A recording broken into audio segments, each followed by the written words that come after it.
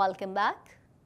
क्वाड्रिका CX के साबिक रुकन और जेरार्ड कॉटन के दोस्त का कहना है कि डेड मैन स्विच की बदौलत क्वाड्रिका CX के असासों तक रसाई हो सकती है।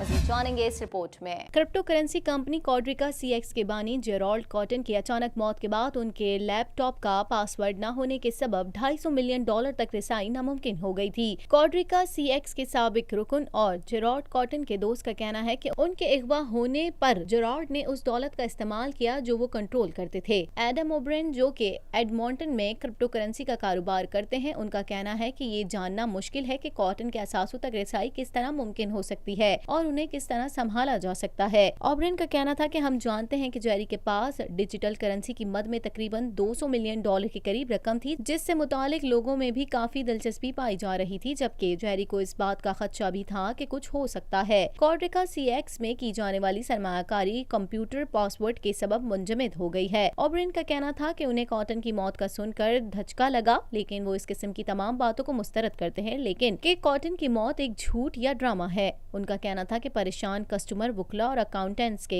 जरिए अपनी सरमायाकारी को रिकवर कर सकते हैं, ताहम मुझे नहीं लगता कि लोग अपनी रकम वापस हासिल कर सकेंगे, क्योंकि बिटकॉइन इस तरह से डिजाइन की गई है कि प्राइवेट की जाने के बाद कोई रिकवरी नहीं हो सकती। उनका कहना था कि डेडमैन स्विच की मदद से इस मामले में कोई कामयाबी मिल सकती है। मुमकिन है कि जेरी ने अपनी मौत से पहले इस तरह का कोई सेटअप किया हो। डेडमैन स्विच एक ऐसा निजाम है जो किसी इंसान की मौत या माजूरी के बाद फाल हो जाता है और इंफॉर्मेशन मुतल्लिका शख्स की मालूमात, पासवर्ड वगैरह इस शख्स को पहुंचता है जिसे मुतासरा शख्स ने नामजद किया हो। कुछ बात करेंगे एनवायरमेंट कनाडा की जानिब से एक बयान जारी किया गया है, जिसके मुताबिक हैमिल्टन के शहरियों को ईस्टर के मौके पर सैलाबी सूरत हाल का सामना करना पड़ सकता है।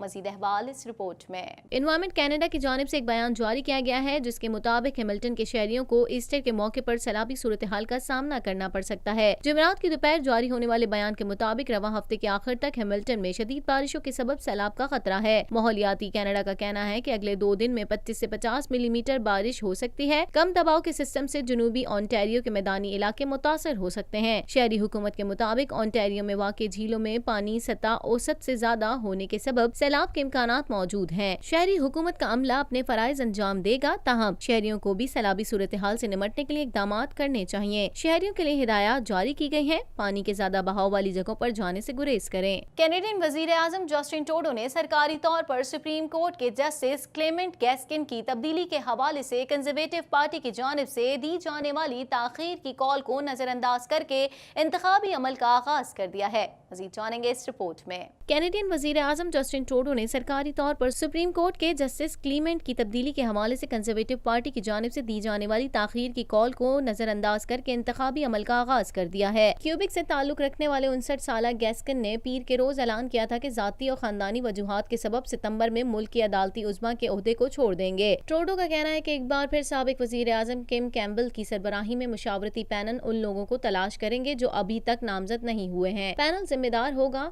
कि 3 और 5 मुमकिन उम्मीदवारों के दरमियान मुख्तसर फहरिस्त तैयार करें, जिनमें से हर एक सिविल कानून में तरबियत याफ्ता हो और उनका ताल्लुक क्यूबिक से होना चाहिए। कनाडा में हुक्काम ने कहा है कि मगरबी पहाड़ों को सर करने की एक मुहिम के दौरान बर्फानी तोदे की जद में आकर 3 आलमी शोहरत याफ्ता कोहपैमा लापता हो गए हैं। हुक्काम ने खदशा जाहिर किया है कि लापता कोहपैमाओं के जिंदा बच जाने की उम्मीद नहीं।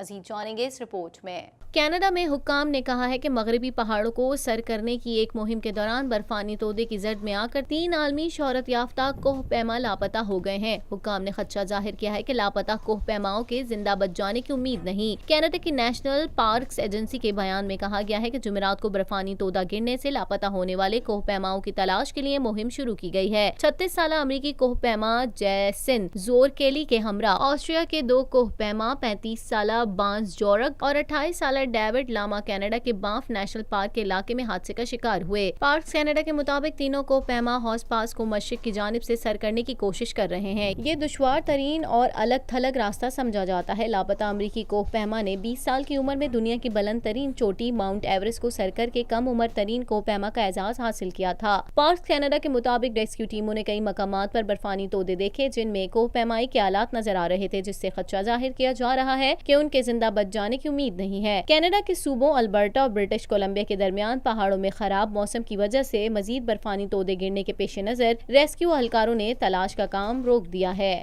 امریکی نمائندہ خصوصی زلمے خلیل زاد نے قطر میں مذاکرات ملتوی ہونے پر مایوسی کا اظہار کرتے ہوئے کہا کہ فریقین سے رابطے میں ہیں اور مذاکرات کی حمایت کرتے ہیں۔ مزید احوال اس رپورٹ میں۔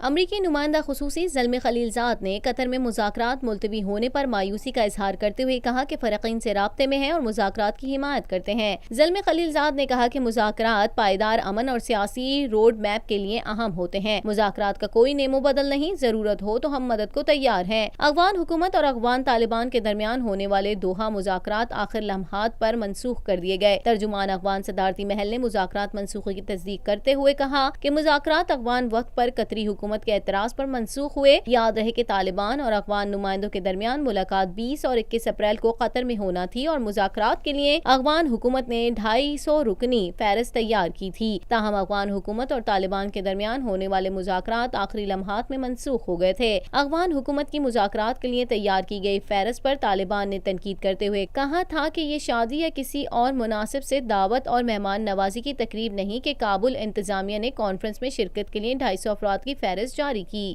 فرانس کے تاریخی شہر ریمز میں مقامی انتظامیہ نے بے نظیر بھٹو شہید کو خراج تحسین پیش کرنے کے لیے تفریحی پارک کو ان کے نام سے منسوب کر دیا۔ مزید جان لیتے ہیں اس رپورٹ میں۔